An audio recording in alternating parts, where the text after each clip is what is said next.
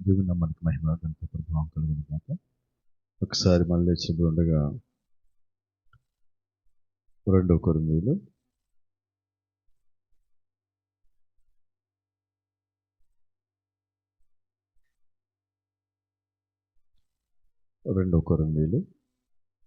3వ అధ్యాయము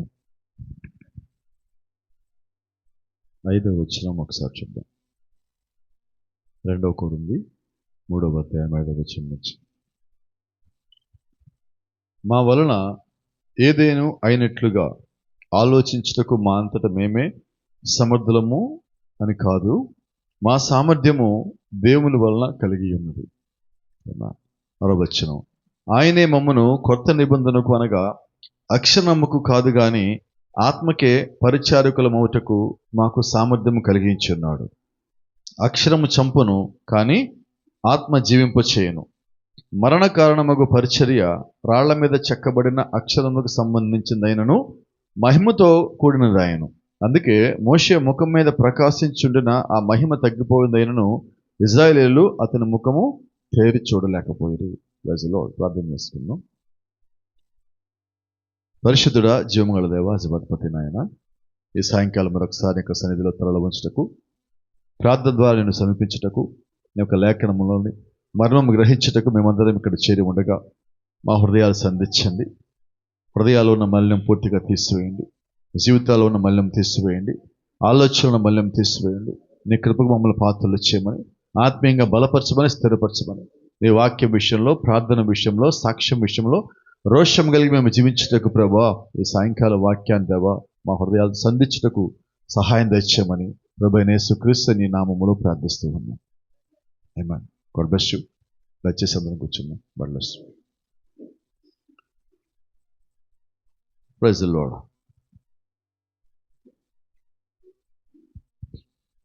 వాస్తవంగా మనం ప్రకటన గ్రంథం సిరీస్లో వెళ్తున్నాము, కానీ దానికి సంబంధించి మనకి ఇది కూడా అవసరమై ఉండదు. ఎందుకంటే దీన్ని తీసుకుంటూ మనం దాని లోపలికి వెళ్తాను ప్రయత్నం చేద్దాం.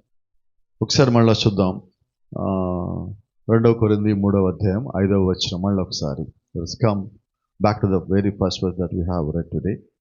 మా వలన ఏదైనా అయినట్లుగా ఆలోచించుటకు మా అంతట మేమే సమర్థులమని కాదు, మా సామర్థ్యము దేవుని వలన కలిగినది. ఎప్పుడైతే మనం యొక్క మాటను పట్టుకోగలిగామో, మనం ఏదైనా ఒక పని కానీ ఒక ఆలోచన కానీ చేస్తే ఇది నా వలన కలిగినది కాదు, ఇది దేవుడి వల్ల కలిగినదే అన్న సంగతి కానీ మన జ్ఞాపకం వచ్చినట్లయితే మనం దేవుడికి లోబడే వాళ్ళుగా ఉంటాం. ఎందుకంటే చిన్న చిన్న సంగతులే మనల్ని దేవుడి నుంచి తొలగిపోయేవిగా చేస్తాయి. వాక్యము క్రియారూపంలో మన జీవితంలో ఉండాలి. ఈరోజు దేవుడు మన నుంచి ఆశిస్తున్నది అది. కింద వచ్చిన చదవండి. ఆయనే మమ్మను కొత్త నిబంధనకు అనగా అక్షరమునకు కాదు గాని ఆత్మకే పరిచారకులమవుటకు మాకు సామర్థ్యము కలిగించున్నాడు. ఇక్కడ పౌలు గారు పైన సామర్థ్యం గురించి ఎందుకు మాట్లాడాడంటే, మా అంతటా మేము బోధకులం కాల. మేము బోధకులం ఎలాగయ్యామంటే దేవుడు మాకు ఇచ్చిన సామర్థ్యాన్ని బట్టి అయ్యాం, కానీ ఇది మా సామర్థ్యం కాదు, మా శక్తి కాదు, మా జ్ఞానము కాదు, మా ఆలోచన కాదు, మా బలము కాదు. ఇది పౌలు గారు అక్కడ చెప్తున్నమాట. మా అంతటా మేము కాలేదు అంటున్నాడు. ఆయనే మమ్మను క్రొత్త నిబంధనకు అనగా అక్షరముకు కాదు గాని ఆత్మకే పరిచారకులగుటకు మాకు సామర్థ్యం కలిగించున్నాడు. ఎందుకని ఇంకా స్పష్టంగా చెప్తున్నాడు. అక్షరమునకు కాదు ఆత్మకే అంటున్నాడు.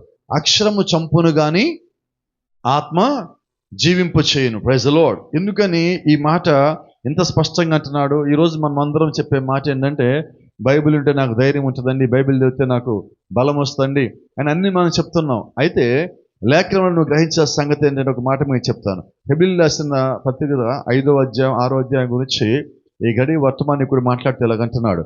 పాత నిబంధనలో కూడా అదే విధముగా ఉన్నది, కానీ పౌలు మంచి తర్ఫీదు పొందినను లేఖనంలో ప్రతి పదమును ఎరిగినను. మీరు జాగ్రత్తగా చూడండి. ఆ లేఖనంలో మీకు ఎంత బాగా తెలుసున్నది విషయం కాదు, ఆత్మ వారిని జీవమునకు లేవకపోతే అప్పుడు అక్షరము చంపును. Praise the lord.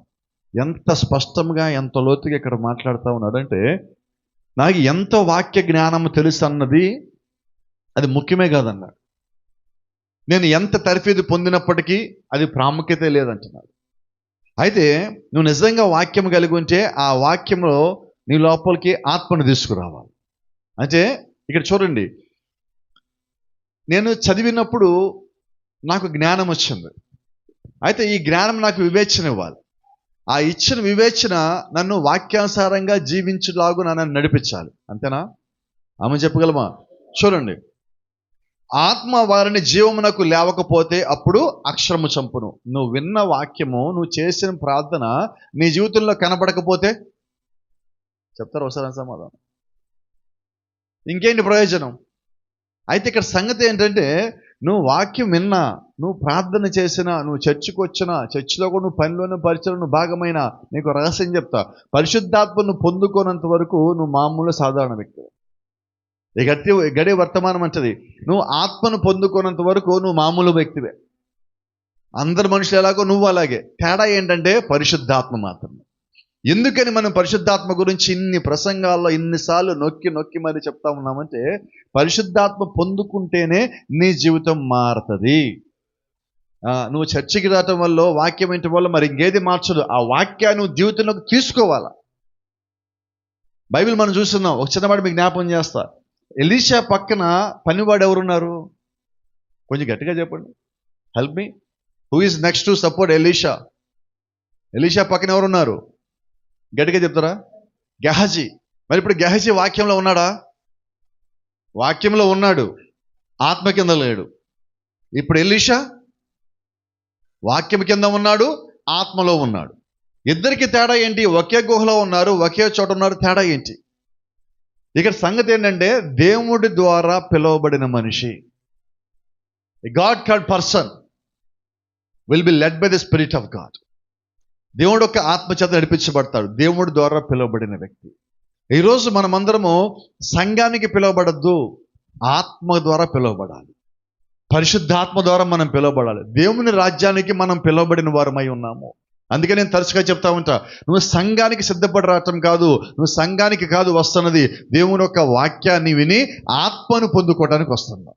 ఎప్పుడైతే నువ్వు పరిశుద్ధాత్మని, ఆత్మను పొందుకోవడానికి నువ్వు సిద్ధం చేసుకున్నావో, నీలో చెడ్డవి, లోక సంబంధమైనవి ఉండలేవు.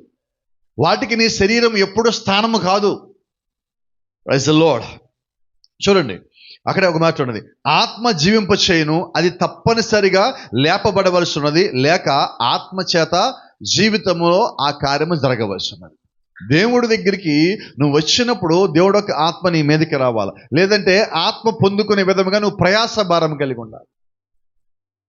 ఇప్పటికి కూడా నాకు కొద్దిమందికి జ్ఞాపకం ఉన్నది, చాలా మంది బైబిల్లో ఉన్న రెఫరెన్స్లు గుర్తుపెట్టుకోవడం కోసం ప్రయాస కలిగి ఉంటారు.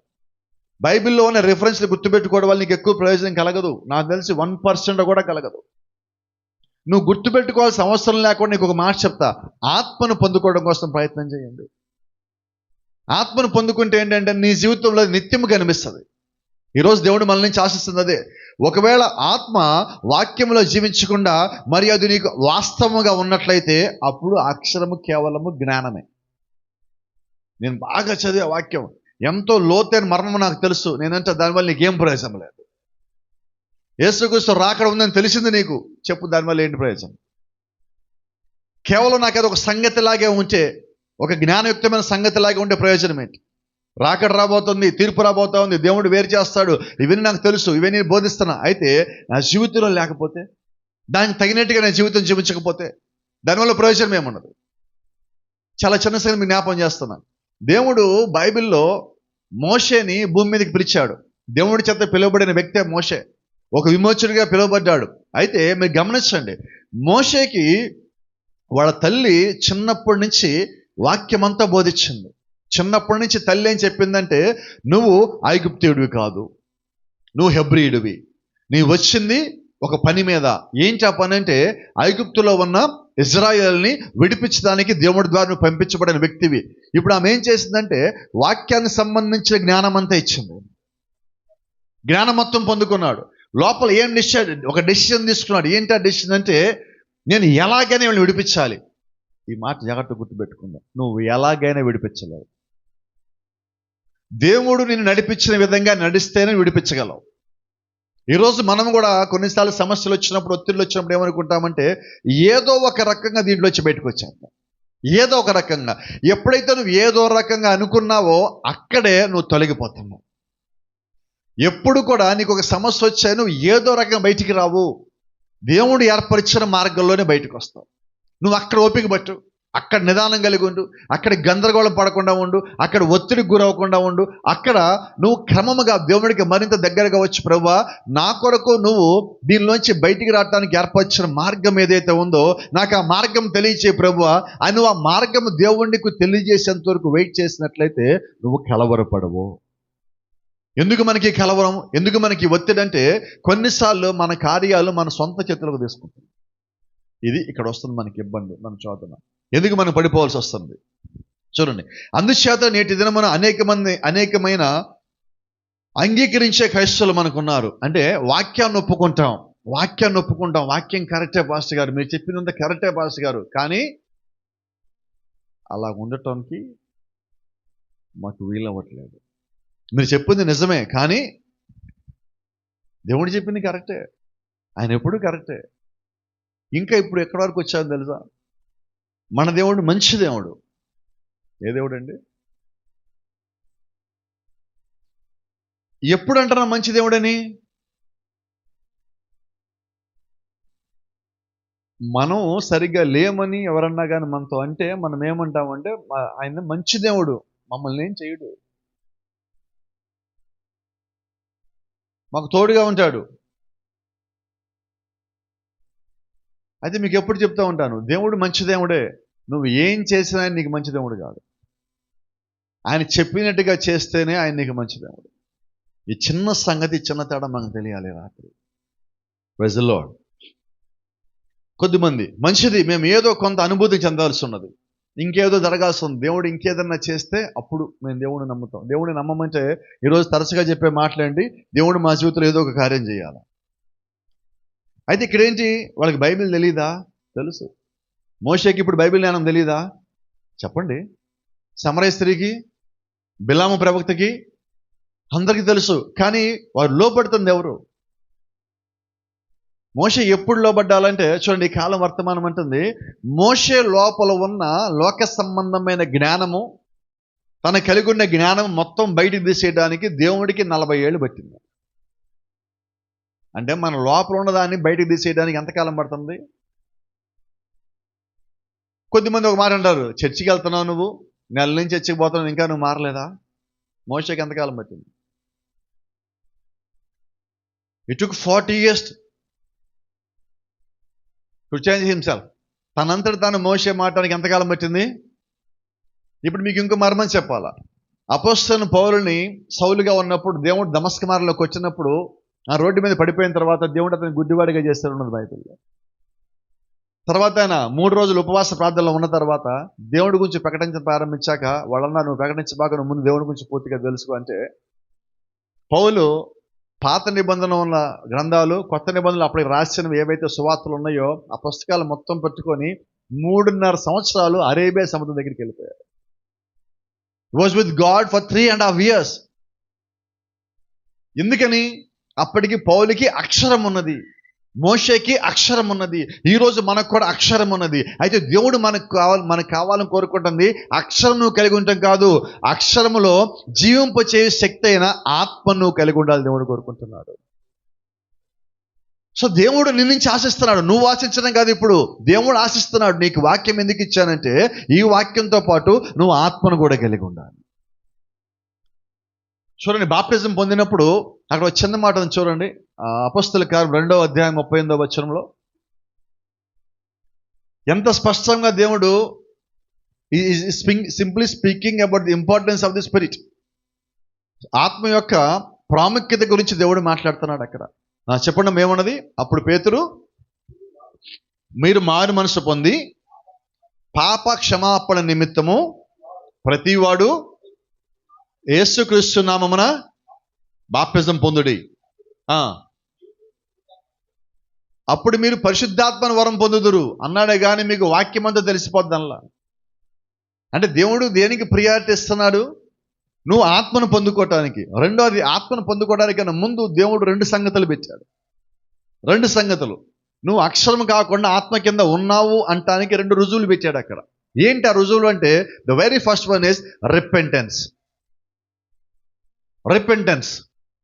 You may have the whole Bible. You may know the whole Bible. You know every scripture and every reference. నీకు బైబిల్ అంతా తెలుసు, బైబిల్ జ్ఞానం మొత్తం తెలుసు, బైబిల్లోని ప్రతి దాన్ని చెప్పగలవు. అయినప్పటికీ అక్కడ దేవుడు చెప్తుంది ఏంటంటే మారు మనస్సు. ఏం కావాలి సార్? ఏం కావాలమ్మా? బైబిల్లో ఇంకో మాట కూడా ఉంది, కొంచెం ముందుకెళ్తే చెప్తాను మీకు అందరికి అర్థమవటానికి. మారు మనసు లేకుండా కూడా చెప్పండి ఏముంటాయి? వరములు ఉంటాయి, పిలుపులు ఉంటాయి. మారు మనసు లేకుండా స్వస్థ వరం ఉండొచ్చు, దెయ్యాలు ఎలగొట్టే వరం ఉండొచ్చు, కానీ మారు మనసు లేకపోవచ్చు. ఈరోజు మనం గ్రహించాల్సింది అదే. నువ్వు మారు మనసు లేకుండా ఆత్మీయత పొందుకోలేవు. వరములు పొందుకోవచ్చు, నువ్వు సేవ కూడా చేయొచ్చు, విశ్వాసిగా ఉండొచ్చు, నువ్వు మంచి వ్యక్తిగా ఉండొచ్చు, అన్ని రకాలుగా ఉండొచ్చు. అయితే మారు మనసు లేకపోతే మాత్రం పరిశుద్ధాత్మను పొందుకోవాలి. కాబట్టి ఇంపార్టెంట్ ఏంటి మనకంటే, నువ్వు చర్చికి వస్తున్నాను అన్న దాంతో సరిపెట్టుకోవద్దు. అది నీకు కొలమానం గానే కాదు. నేను ఈ సంవత్సరం అంతా చర్చి మానేయలేదండి అంటే నువ్వు మంచోడు అవ్వలేదు. అక్కడ నువ్వు క్రమంగా ఉండే ఒక వ్యక్తిలో ఒక పాయింట్లో క్రమంగా ఉన్నావు. అయితే నీ క్రమం అంటే ఏంటంటే దేవుడి దగ్గర నుంచి పరిశుద్ధాత్మను పొందుకోవటమై ఉంది. To receive the holy spirit from heaven. పరలోకం నుంచి దేవుని దగ్గర నుంచి వచ్చిన పరిశుద్ధాత్మ నువ్వు పొందుకోవలసి ఉన్నావు. అప్పుడు నా జీవితం మారుతుంది. మీకు తెలుసు, గొప్ప గొప్ప జ్ఞానులు, బైబిల్ కూడా ఒక మాట దేశకు చెప్పినప్పుడు మీకు జ్ఞాపం చేస్తున్నాను. జ్ఞానం అనే తాళం చెవిని ఎత్తుకొని పోతుంది, మీరు అందులో ప్రవేశించరు, వేరొకరిని ప్రవేశింపరు. శాస్త్రులు పరిశీలన గురించి చేస్తే మాట్లాడుతున్నారు. అంటే వారికి వాక్యం బాగా తెలుసు. వాక్యం అనే జ్ఞానమని వాళ్ళ దగ్గర పెట్టుకున్నారు. ఇంకొకరికి ఆ జ్ఞానం ఎవరు? వాళ్ళ జ్ఞానం తీసుకోరు. ఏంటంటే వాక్యం నీకు దేవుణ్ణి దగ్గర చేయాలి. వాక్యం నిన్ను దేవుడికి మరింత దగ్గర తీసుకురావాలి. వాక్యం నిన్ను దేవుడి యొక్క సన్నిధిలో ఉంచాలి. వాక్యం నిన్ను దేవుడి యొక్క ఆత్మలో ఉంచాలి. వాక్యం నిన్ను దేవుడి యొక్క ఆత్మ చేత నడిపించాలి. ఈరోజు నీకు వాక్యం తెలుసు అన్నది కాసేపు పక్కన పెడితే, తెలిసిన వాక్యంలో ఎంత జీవించావో చెప్పు. మనం ఒక పేరు పెట్టుకున్నాం, మంచి పేరు, క్రైస్తవులం. దేవుడు మన నుంచి ఆశిస్తున్నది నువ్వు క్రైస్తవులని పేరు పెట్టుకోవటం కాదండి, ఆయన ఆత్మ కలిగి ఉండటం. మళ్ళీ రాత్రి జ్ఞాపకం చేస్తున్నా, క్రైస్తవుడు అంటే అర్థం ఏంటో తెలుసా? క్రీస్తు వలె జీవించేవాడు. నువ్వు క్రీస్తు వలె ఎలా జీవించగలవు అంటే, క్రీస్తు కలిగిన ఆత్మ నువ్వు కలిగినప్పుడే. You must have the mind of Christ. క్రీస్తు కలిగిన ఆత్మ, క్రీస్తు కలిగిన మనస్సు మీరు కలిగి ఉండడు. ఆయన కలిగిన మనస్సు నువ్వు కలిగి ఉన్నప్పుడే క్రీస్తు వలె ఉంటావు. ప్రతి దానికి నువ్వు తొణకవు, బెనకవు, భయపడవు, జడివు, వెనకడిగేవు, జారిపోవు, తొట్టెలు. కారణం ఏంటంటే నీ దగ్గర కేవలం అక్షరం మాత్రమే కాదు, అక్షరంలో ఉన్న శక్తి కూడా నువ్వు కలిగి ఉన్నావు. ఆ శక్తి పేరే పరిశుద్ధాత్మ శక్తి. అందుకని అపోస్తలుడైన పౌలు అంటాడు, ఇదిగో నేను మీ యొద్దకు వచ్చినప్పుడు వాక్యంతో పాటు వస్తున్నా, అయితే భయముతోనూ వణుకుతోనూ మీ యొద్దకు వస్తున్నా. కారణం ఏంటంటే నేను కేవలం వాక్యంతో పాటు రావటం లేదు, దేవుడి యొక్క శక్తితో కూడా కలిపి మీ యొద్దకు వస్తున్నాను. The power of God in the word of God. దేవుని యొక్క వాక్యంలో దేవుని యొక్క శక్తి కూడా ఉన్నది. అయితే తప్పించుకోవటానికి నువ్వు వాక్యాన్ని వాడద్దు. దేని కొరకు మనం వాక్యాన్ని వాడాలో తెలుసా? దేవునిలో బలం పొందుకోవడానికి మనం వాక్యం వాడాలి. యథార్థంగా, మరింత యథార్థంగా జీవించడానికి మనము వాక్యాన్ని కలిగి ఉండాలి. అంతేనా? కొద్దిమంది తరచుగా ఇలా మాట్లాడుతున్నారు. ఒక చిన్న సంగతి మీకు జ్ఞాపకం చేస్తాను.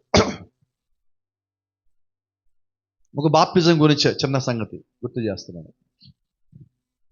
బాప్టిజం తీసుకోవాలి అంటే మనకు జనరల్గా ఎవరైనా చెప్పే మాట ఏంటంటే, నాకు కొద్దిగా టైం కావాలి అంటారు. ఏమంటారండి? చూడండి, ఇక్కడ మనలో ఉన్న చాలామంది కూడా నేను బాప్టిజం తీసుకోవాలి అని తెలిసి బాప్టిజం తీసుకోమంటే ఫస్ట్ చెప్పే మాట ఏంటి? కొంచెం త్వరగా చెప్పండి, ముందుకెళ్ళాలి. నేను కొంచెం ఒప్పుకుంటాను కానీ పాస్టర్ గారు ఇప్పుడే కాదు.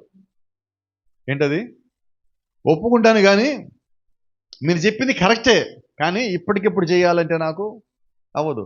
ఎందుకంటే ఇక్కడ మాట, నువ్వు బాప్టిజం పొందుకోవడం తప్పనిసరి. బాప్టిజం పొందుకోవడం అంటే ఆత్మ దేవుడికి అప్పగించటం. ఎందుకు ఈ మాట మాట్లాడుతున్నానంటే, మనం పరిశుద్ధాత్మ గురించి మాట్లాడుతున్నాం. పరిశుద్ధాత్మ గురించి మాట్లాడాలంటే మొట్టమొదటిగా నీ ఆత్మ ముందు వాక్యాన్ని ఒప్పుకోవాలి.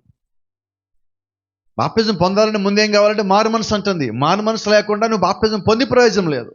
మారు మనసు పొందకుండా నీ పాపాలు క్షమించబడు. మారు మనసు పొందకుండా దేవుని రాజ్యాన్ని పోలేవు. ఎందుకంటే బైబిల్ అంటున్నది, యేసుక్రీస్తు యోహాను సువార్త 3వ అధ్యాయంలో, ఒకడు తిరిగి జన్మిస్తే తప్ప దేవుని రాజ్యాన్ని చూడలేడు. తిరిగి జన్మించడం అంటే పాత మనసు పోవాలి, కొత్త జీవితం రావాలి. కొత్త జీవితం అంటే నీ జీవితం నా జీవితం కాదు, క్రీస్తు నీ లోపలికి రావాలి. వాక్యమై ఉన్న దేవుడు ఆత్మగా నీ లోపలికి రావాలి. అది నూతన జన్మ. ఈరోజు మనకి అవసరమైనది we need న్యూ బర్త్. నూతన జన్మ కావాలి. ఈరోజు దేవుడు మన నుంచి ఆశిస్తున్నది అది. పాత జీవితము సంపూర్ణంగా బయటికి పోవాలి. ఈ గడియ వర్తమానికి ఒక మాట అంటున్నాడు, ఈరోజు మనం చేస్తున్న పని ఏంటంటే పాత జీవితానికి పూత పూసి కొత్తదిలాగా చూపిస్తున్నాము. అంతేనా? ఇంకొక మాట దానికి జ్ఞాపకం చేస్తాను. ఈరోజు వాస్తవంగా మన ఫోటోలు, మన మొబైల్ పెట్టి ఫోటోలు తీసుకుంటే ఎట్లాగ వస్తాయి? మీకు ఫోటో తీసేటప్పుడే దాంట్లో మీకు క్వాలిటీ అడ్జస్ట్మెంట్స్ ఉంటాయి.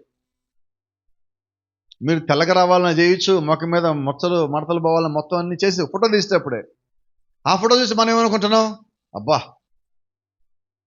ఏం జరిగింది? అసలు వాస్తవం ఏంటి? రియాలిటీ ఏంటి? రియాలిటీ వేరు, అక్కడ మనం చూపిస్తున్నది వేరు. ఈరోజు మనం కూడా ప్రతి దాంట్లో అలాగా చేస్తున్నాం. మనం ఒరిజినల్ ఏముందో దేవుడికి తెలుసు అన్న సంగతి మనం మర్చిపోతున్నాం. మన ఒరిజినల్ ఏంటో మనకి తెలుసు, కానీ ఇతరులకి అది చూపించడానికి సిద్ధం కలే. దాని కొరకు మనం ఏం చేస్తున్నాం? నేను కూడా మాట్లాడుతున్నాను, మరి ఎవరు చెప్పిన గుర్తులేదు నాకు, బయట నుంచి అని మాట్లాడుతున్నట్టు. గోడకి పగుళ్ళు వస్తాయి మన ఇళ్లలో అప్పుడప్పుడు. వచ్చినప్పుడు ఏం చేస్తారు? అక్కడి వరకు దానికి మక్కు పెట్టి కొంచెం పెయింట్ వేసేసి మేకప్ చేసేసాం, ఎలాగుంది, కానీ లోపల పగులు అలాగే ఉన్నది. నేను అదే అంటున్నా, అది క్రైస్తవ జీవితం కాదు. నీ జీవితంలో ఏదైనా జరిగితే తాత్కాలికమైన ఒక అతుక్కేసుకోవడం, ఒక ప్యాచ్ చేసుకోవటం కరెక్ట్గానే కాదు. టైర్కి మన రోడ్డు మీద అక్కడ వెళ్తున్నప్పుడు పంచర్ అయితే ఆ కాసేపటికి పంచర్ మార్పిచ్చేసుకుని అక్కడ వేసుకుని వెళ్ళిపోతున్నాం, కానీ అది ఎప్పటికీ ఆ పంచర్ దానిలోనే ఉంటుంది. ఎక్కడైనా ఒత్తిడి వచ్చినప్పుడు, బలహీనత వచ్చినప్పుడు, ఒక రాయి ఎక్కినప్పుడు, ఏదైనా జరిగినప్పుడు మళ్ళీ అది లీక్ అవుతుంది. అంతే మన జీవితాలు కూడా. ఈరోజు ఒక ప్యాచ్ని అలాగే తీసుకొని మనతో పాటు పోతున్నాం, ఒక తప్పుని మనతో పాటు తీసుకుని పోతున్నాం, ఒక అబద్ధాన్ని మనతో పాటు తీసుకుని పోతున్నాం, ఒక మోసాన్ని మనతో పాటు తీసుకుని పోతున్నాం. అలాగుంటూ దేవుడు నీతో పాటు ఉండగలరా? అలాగుంటూ ఆత్మ నువ్వు పొందుకోగలవా? అలాగుంటేనే క్రైస్తవుని చెప్పగలవా అంటే నేనేది చెప్పలేనట్ట. అది క్రైస్తవ జీవితం కాదు. దేవుడు అటువంటి జీవితం మన నుంచి ఆశించటం లేదు. రాత్రి మళ్ళా జ్ఞాపకం చేస్తున్నా, అక్షరము చంపును. నువ్వు గుర్తుపెట్టుకున్న అక్షరాలు చాలా ఉంటాయి, బట్టి పట్టిన అక్షరాలు చాలా ఉంటాయి, రాసుకున్న అక్షరాలు చాలా ఉంటాయి. అయితే నువ్వు రాసుకున్న, బట్టి పట్టిన, గుర్తుపెట్టుకున్న ఇవన్నీ కూడా నీ జీవితంలోకి రాకపోతే ఎంత మాత్రం ప్రయోజనం లేదు. ఎంత మాత్రం ప్రయోజనం లేదు. ఎంత గుర్తుపెట్టుకున్నామన్నది ప్రాముఖ్యం కాసేపు పక్కన పెడితే అది మన జ్ఞానము, జ్ఞాపశక్తి, ఆ రెండింటి మీద ఆధారపడి ఉన్నది. అయితే దేవుడికి కావాల్సిన జ్ఞానము కాదు, జ్ఞాపశక్తి కాదు. ఇలాగనుకుందాం, మనం గొప్ప గొప్ప పదాలన్నిటి పెట్టి ప్రార్థన చేయటం వల్ల దేవుడు మనల్ని ఇష్టపడతాడా? కొంచెం గట్టిగా చెప్పండి, త్వరగా చెప్పండి. మరి దేవుడు ఇష్టపడేది ఏంటి? రైట్, మనం ఇచ్చే అర్పణ దేవుడు ఇష్టపడతాడా? మన ఇచ్చే కానుకను ఇష్టపడతాడా దేవుడు? మరి ఆయన ఏమంటున్నాడు, ఏమి ఇష్టపడతా అంటున్నాడు? ఒకడు అర్పణ అర్పించడం కంటే మాటకి లోబట శ్రేష్టము. లోబడుట అంటే గైకొనుట, అంటే జీవించుట. ఈరోజు దేవుడు మన నుంచి ఆశిస్తున్నది ఏంటంటే నువ్వు జీవించు. ఎంతసేపు కానీ చెప్పేది జీవించు, జీవించు, జీవించు. ఎందుకంటే నువ్వు జీవిస్తేనే నీ లోపల విశ్వాసం కనిపిస్తుంది. విశ్వాసం కనపడాలి. ఈరోజు క్రైస్తవంలో విశ్వాసం కనపడాలి, నీ పనిలో విశ్వాసం కనబడాలి, పరిచయంలో విశ్వాసం కనబడాలి, ప్రతి దాంట్లో ప్రత్యేకించి నీ సాక్ష్యంలో విశ్వాసం కనపడాలి. ఏమైనా మనం మార్చగలమండి, మన సాక్ష్యాలను మార్చలేం. ఎంతైనా ఏమైనా చేయొచ్చు, కానీ సాక్ష్యాలు మాత్రం మారవు. ఈరోజు దేవుడు మనల్ని ఏమన్నాడంటే నీ సాక్ష్యం మార్చుకోమంటే మనం దేవుడికి ఒక మాట చెప్తున్నాం, ప్రభువా ఇప్పుడే కాదు కానీ కొద్ది టైం పట్టుద్ది, మారతా నేను, కానీ కొంచెం టైం పట్టుద్ది, అంతేనమ్మా. ఇంకా నేను కొంచెం బాప్తిజం పొందమని మళ్ళీ అక్కడికే వస్తాను, అక్కడి నుంచే బిగిన్ కాబట్టి మనం ఇంకా కొంచెం నేను నలగాలి పాస్టర్ గారు. ఏం చేయాలండి? ఇంకా కొంచెం నేను కొట్టబడాలి పాస్టర్ గారు. ఇంకా కొంచెం నేను కొట్టబడాలి, నలగాలి. ఏం నలగాలి నాకు తెలియకడుతాను చెప్పండి. నీ ఆత్మ దేవుడికి ఇవ్వటానికి నువ్వు నలగటానికి సంబంధం ఏంటది?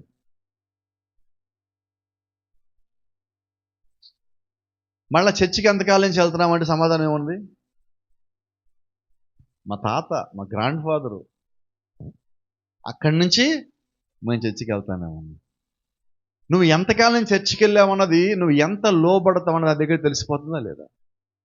ఈ రాత్రి మనం గ్రహించాల్సిన సంగతి అదే. దేవుడు మనల్ని గమనిస్తానే ఉన్నాడు. నువ్వు ఎక్కడున్నా ఆయన నిన్ను గమనిస్తానే ఉన్నాడు. ఇంకో కొంచెం మంది ఉన్నారు, వీళ్ళు ఏమంటారంటే, నేను తప్పు చేశాను అని ఒప్పుకుంటే సరిపోతుంది అంటున్నారు. ఒక్క మాట అడుగుతాను మిమ్మల్ని అందరూ. నేను ఇక్కడ మనం తప్పో పాపమో ఏదో చేసామనుకుందాం. ఇప్పుడు వచ్చి నేను అది ఒప్పుకుంటే సరిపోతుందా చెప్పండి? ఎట్లా కుదరదా చెప్పండి? ఒప్పుకుంటే సరిపోదు, అది అర్థమైంది. సరే నేను ఒప్పుకొని ఇంకేం చేయాలి? అమ్మ గట్టిగా చెప్పాలా? సమాధానం చెప్తున్నట్టుంది. ఏం చేయాలమ్మా? విడిచిపెట్టకపోతే నేను ఒప్పుకున్నట్టు కాదు. నువ్వు దాని నుంచి తప్పుకోకపోతే నువ్వు దాన్ని ఒప్పుకున్నట్టు కాదు. ఈరోజు దేవుడు కూడా అడుగుతుంది నిన్ను అదే. మన జీవితంలో దేవుడు మనకు ఒక అవకాశం ఇస్తే, నేనంటాను క్రైస్తవ జీవితంలో దేవుడు నీకు ఒక అవకాశం ఇచ్చాడు అని నీకు అర్థమైందా, నువ్వు దాన్ని అస్సలు వదులుకో. మళ్ళా చెప్తా మీకు, అస్సలు వదులుకోవద్దు. ఇంకో మర్మం చెప్పొచ్చా మీకు? అస్సలు వదులుకోవద్దు అవకాశాన్ని. ఎందుకంటే దేవుడి నుంచి నీకు అవకాశం రావటమే ధన్యత. అలాగా వచ్చిన అవకాశం మనం వదులుకోవద్దండి. ఎందుకంటే దేవుడు ఇచ్చిన అవకాశం కానీ వదులుకుంటే దేవుడు తీసుకెళ్ళి మన ఇసిరి పడేస్తే ఎక్కడికి పోతామో మనకు తెలియదు. కయనికి అవకాశం ఇస్తే కయన్ ఏం చేశాడు చెప్పొచ్చు త్వరగా మీరు? లోబడ్డా? నీ తమ్ముడు వలె నువ్వు కూడా సత్క్రియ చేసి తలెత్తుకోనవా అంటే ఏం చేశాడు? పోయి తమ్ముడిని చంపొచ్చాడు. అక్కడ ఏం చేశాడు? లోబట్టానికి బదులుగా వ్యతిరేకమైన పని చేస్తున్నాడు.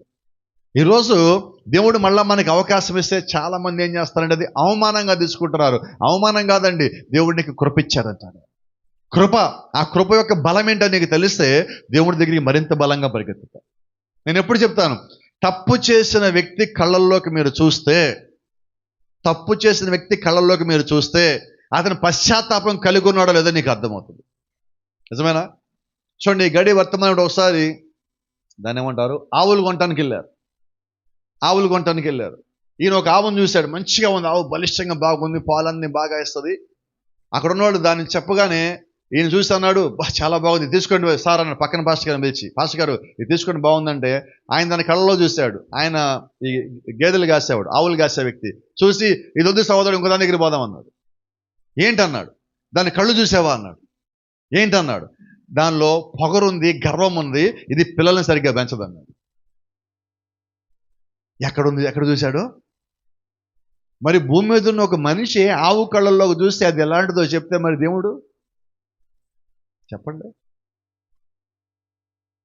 అంటే ఆయన దాన్ని చూసి ఒక అనుభవం కలిగి ఉన్నాడు. ఏంటి అనుభవం అంటే, దాన్ని కళ్ళలోకి చూస్తానే ఇది నిజం చెప్తున్నా అబద్ధం చెప్తున్నా, అది పిల్లల్ని పోషిస్తుందా పెంచుదా లేదా అని చెప్పగలుగుతానంటున్నాడు. మరి ఈరోజు దేవుడు మనకిచ్చిన అనుభవం ఏంటి? Praise the lord. కొన్నిసార్లు మనం కొద్దిమంది వ్యక్తులను చూస్తూ ఉంటాం. నాకు కొద్దిమంది సిస్టర్స్ చూసినప్పుడు, బ్రదర్స్ చూసినప్పుడు, చర్చికి సంబంధం లేకుండా బయట వాళ్ళ గురించి మాట్లాడుతున్నాను. చూసినప్పుడు మా మిస్సెస్కి ఒక మాట చెప్తా ఉంటా, నువ్వు కనీసం వాళ్ళతో మాట్లాడకుండా దూరంగా ఉంటే మేలంట. మొదటిసారి చూసినప్పుడే, రెండోసారి లేదు, మూడోసారి లేదు. ఒకసారి మా స్కూల్లో పనిచేసేటప్పుడు వాళ్ళ స్కూల్ ప్రిన్సిపల్ ఫోటో చూపించింది. ఫోటో చూడగానే ఆమె ఏంటో చెప్పడం జరిగినది. దేవుడు కొన్నిసార్లు మనకు అది ఇస్తాడండి. దేవుడు ఇచ్చింది, ఇందాక చెప్పుకున్నట్టుగా స్టార్టింగ్, ఆ సామర్థ్యం మా వలన కలగలేదు, దేవుని వల్లే మనం కలిగాం. కొన్నిసార్లు మనం హెచ్చరిక చేయడానికి దేవుడు కొన్నిటిలో చూపించినప్పుడు నేనంట త్వరగా అక్కడి నుంచి తప్పుకుంటున్నాను. త్వరగా, ఎంత త్వరగా వీలైతే నువ్వు అంత త్వరగా అక్కడి నుంచి పక్క తప్పుకుంటే అది మనకు మేలా కాదా? అయితే ఈరోజు మనం ఏం చేస్తున్నాం? పాపము వద్దు పోవద్దంటే మనం ఏం చేస్తామంటే దాని దగ్గరికి పోవటం. ఇది ఎంత పాపమో చూద్దాం, ఈ పాపాన్ని కొలతేస్తే స్కేల్తో ఎంత, లేదంటే మీటర్తో కొలేస్తే ఎంత ఉంటుంది అని లెక్కేసి దాన్ని టెస్ట్ చేసి, గతంలో మన దగ్గర సహోదరుడు ఉండేవాడు, పేరు చెప్పడానికి ఇష్టపడలే నేను. పరిచర్లోకి వెళ్ళడం సిద్ధపడ్డాడు మన దగ్గర నుంచి. ఆయనతో ఒకసారి చెప్పాం, అయ్యా నువ్వు పలానా చోటకి వెళ్తుంటే నాకు తెలిసింది, జాగ్రత్తగా ఉండు, మరి అది బోధ సరిగ్గా లేదు, వాక్యం సరిగ్గా లేదు, జీవితం సరిగ్గా లేదు, సాక్ష్యం సరిగ్గా లేదు, నేను హెచ్చరిస్తున్నా, నువ్వు ఇక్కడి నుంచి సంఘంలో నుంచి వచ్చి బయటికి వెళ్తున్నావు కాబట్టి నీకు ఇది హెచ్చరిక అనుకోని చెప్పా. అలాగే పాస్టర్ గారు అన్నారు. వెళ్ళి అతనితో పాటే 3 నెలలు తిరిగాడు, కేవలం అతనితో పాటే. 3 నెలలు తిరిగిన తర్వాత పోలీసులు కొట్టాక, స్టేషన్లో పెట్టాక అక్కడి నుంచి ఫోన్ చేశారు, పాస్టర్ గారిని కాపాడండి. సేవకి వెళ్ళాడు. మళ్ళీ అక్కడికి పోయి అసలు విషయం ఏంటో కనుక్కుంటే వీళ్ళిద్దరూ అక్కడ ఉన్నారు. పోయి ఎవరితో తిరగద్దన్నామో ఆయనతో తిరిగాడు, ఆయన చేసిన పనులు ఈయన చేశాడు, ఇద్దరిని కొట్టి లోపల పెట్టారు.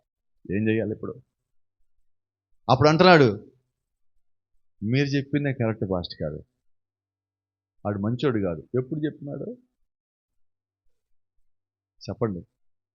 తన్నులు తిని బట్టలన్నీ పొదేసి పోలీస్ స్టేషన్లో పక్కన కూర్చోబెడితే అప్పుడు చెప్తున్నాడు, మీరు చెప్పిందే కరెక్ట్, అయితే తిరగకూడదు అంటున్నాడు. అప్పుడు ఇంకో మాట కూడా అంటున్నాడు ఆ పక్కన వాడితో, పాస్టర్ గారి గురించి ఎప్పుడో చెప్పాడు తిరగద్దని అంటున్నాడు. అబ్బా, ఎంత భయము, ఎంత భక్తి, ఎంత లోబడతాను. మనం కూడా అంతే కదా, దేవుడు ఎప్పుడు చెప్పాడు, ఎప్పుడు హెచ్చరించాడు, ఎప్పుడు మనం లోబడుతున్నాం? జరిగాక. అదే అంటున్నా, అక్షరం నీ దగ్గర ఉంటే నువ్వు దానివల్ల ప్రయోజనం లేదు. ఆత్మ నీ దగ్గరికి వచ్చితే నేను తప్పులో పడనీయకుండా చేస్తాను. అమ్మ చెప్పగలమా? ఆత్మని మనం తీసుకోవడం కోసం ప్రయత్నం చేయాలి. ఆత్మ తీసుకోవడం అంటే నా ఉద్దేశంలో జీవించటం. అక్షరం తీసుకో, జీవించు. ఏం జీవించాలి? వాక్యం ఏదన్నా తప్పు అంటే నువ్వు కూడా తప్పే అనాలి. ఎందుకు నువ్వు తప్పు అనాలంటే వాక్యము దేవుడై ఉన్నాడు, దేవుడు ఆత్మై ఉన్నాడు. ఆత్మని హెచ్చరించినప్పుడు నువ్వు లోబడినప్పుడు ఆత్మ లోపల రాగలడు. దేవుడు నో అంటే నువ్వు నో అనాలా. బైబిల్ చెప్తున్న మాట కదా. మొదటి దానిలోంచి మనం 2వ అధ్యాయం, ప్రకటన కాదు 2వ అధ్యాయంలో ఎఫెసు గురించి మాట్లాడతానంటున్నాడు. నీవు నికోలాయితీయులను ద్వేషిస్తున్నావు, నేను దాన్ని ద్వేషిస్తున్నా. ఇప్పుడు దేవుడు ద్వేషించేది నేను ద్వేషించినప్పుడు దేవుడు ఒక ఆత్మనాలో ఉంటుంది. దేవుడు ద్వేషించేదా నేను కలిగి ఉండగా నేను ప్రభు అని కేకలేయటం వల్ల నా దగ్గర దేవుడు ఉన్నాడు. అంతేనా? ఈరోజు యేసు గురించి చెప్పిన మాట జ్ఞాపకం చేస్తాం, అవునా కదా? నాకు చెప్పండి. మీరు పెదవులతో నన్ను ప్రభు అని స్తుతిస్తున్నారు, కానీ మీ హృదయములు ఎవరికి? ఆయన ఏమన్నాడు? నాకు దూరంగా ఉన్నాయి అన్నాడు. పెదాలతో మాత్రం ఏమంటున్నాం? ప్రార్థిస్తున్నాం, ప్రభు అంటున్నాం, కేకలు పెడుతున్నావు, కావాలి, నువ్వు లేకపోతే మెల్లేవు, అన్నీ నువ్వే, అన్నీ మాకంతా నువ్వే, నువ్వు లేకపోతే మెల్లేవు. ఇంత బాగా ప్రార్థన చేస్తున్నాము. అయితే జీవితంకి వచ్చేసరికి ఆయన అంటున్నాడు, మీ జీవితాలు నాకు దూరంగా ఉన్నాయి. ఇప్పుడు మనం ఏం కలిగి ఉన్నట్టు నేను అంటాను, నీకు ప్రార్థన చేయటం వచ్చిందంటే అక్షరం తెలుసు కదా.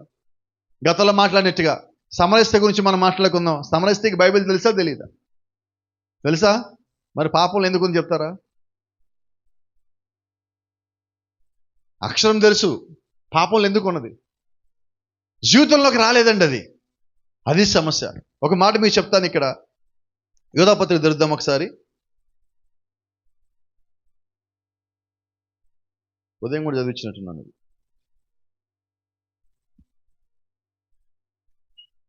యోధాపత్రిక 18వ వచనం. యోధాపత్రిక 18వ వచనం. మన ప్రభు అయిన యేసు క్రీస్తు అపోస్తలులు పూర్వమందు మీతో చెప్పిన మాటలను జ్ఞాపకం చేసుకోనండి. వాళ్ళు చెప్పిన మాటలు జ్ఞాపకం చేసుకోమంటున్నాడు. ఎందుకని చేసుకోమన్నాడు చూడండి. అట్టివారు ప్రకృతి సంబంధులను, గట్టిగా చెప్పడమ్మా, ఆత్మ లేని వారుడై ఉండి భేదమును కలగజేయుచున్నారు. ఏం లేని వారు? వాక్యం ఉన్నది, ఏం లేదు. అక్షరం ఉన్నది, ఏం లేదు. ఆత్మ లేదు. ఇంకో మాట చెప్తాను చూడండి. ప్రియులారా, మీరు విశ్వసించు అతి పరిశుద్ధమైన దాని మీద మిమ్మల్ని మీరు కట్టుకొనుచు, అంటే జీవిస్తూ. Praise the lord. తర్వాత మాట, పరిశుద్ధాత్మలో ఎలా చేయమన్నాడు ప్రార్థనని? అయితే మనం ఎలా చేస్తున్నాం ప్రార్థన? నిజంగానే పరిశుద్ధాత్మలో చేస్తున్నాం ప్రార్థన? ఎస్సో నూనె ఏదో ఒకటి చెప్తే ముందుకు పోతాను నేను. ఎస్సా నూనె కొంచెం ముందుకు పోదాం. 21వ వచనం. నిత్య జీవార్థమైన మన ప్రభువుకు యేసు క్రీస్తు కనికరము కొరకు కనిపెట్టుచు దేవుని ప్రేమలో నిలిచినట్లు కాచుకోండి, అంటే జాగ్రత్త పడండి. ఆయన ప్రేమ నుంచి తొలగిపోవద్దు. ఎందుకని? సందేహపడు వారి మీద కనికరం బరుడి. ఏమాన్. తర్వాత, అగ్నిలో నుండి లాగినట్టు కొందరిని రక్షించుడి. శరీర సంబంధమైన వారి అపవిత్ర ప్రవర్తనకు ఏమాత్రము ఒప్పుకొనక దానిని అసహించుకొనుచు భయముతో కొందరిని కరుణించడు. అంటే శరీర సంబంధమైన చెడ్డ క్రియలో నువ్వు పడిపోవద్దు. ఎందుకంటే దేవుని నుంచి దూరం చేసే దాంట్లో అదే ప్రథమమైనది. ఎంత కష్టంగా ఇక్కడ వాక్యం మనకి ప్రకటించబడుతున్నది, ఎంత జాగ్రత్తగా మనం జీవించాలి. దేవుడు ప్రేమ నుంచి మీరు తొలగిపోవద్దు. మిమ్మల్ని మీరు కట్టుకోనండి, మిమ్మల్ని మీరు కాచుకోనండి, జాగ్రత్త పడండి, పరిశుద్ధాత్మలో మీరు ప్రార్థన చేయొచ్చు. ఇన్ని రకాలుగా ఇక్కడ ఆ గ్రంథకర్త మనల్ని హెచ్చరిక చేస్తున్నాడు. ఎక్కడ మనము తొలగిపోతామని చెప్పి వాళ్ళు భయపడుతున్నారు. అక్కడ ఒక మాట చూడండి, అగ్నిలో నుండి లాగినట్టు కొందరిని రక్షించుడి. మధ్యాహ్నం కూడా ఇదే మాట్లాడినట్టున్నాను నేను ఇంచుమించు. ఎందుకనంటే ఇక్కడ ఒక మాట అంటాను, నేను కొందరిని రక్షించాలంటే అగ్నిలోంచి ముందు నేను ఎక్కడ ఉండాలి? అగ్నిలో ఉండకుండా బయట ఉండాలి, అంతేనా? నేను ఇంకొకరిని లాగాలంటే నా సాక్ష్యం ఎలాగుండాలి? బాగుండాలి. నా సాక్ష్యం సరిగా లేకుండా ఇంకోటి నేను లాగలేనే. ఉదయం మాట్లాడినా చెప్తున్నా, నా దగ్గర బలం లేకపోతే నేను అవతల వ్యక్తి ఎలా లాగగలను? ఈరోజు మనం ప్రయత్నిస్తుందంటే మన సాక్ష్యం బాగలేదు, ఇంకొక సాక్ష్యం బాగోలేనడికి మనం కవరింగ్ చేయాలని చూస్తే ఇద్దరు సాక్ష్యం పోతుంది.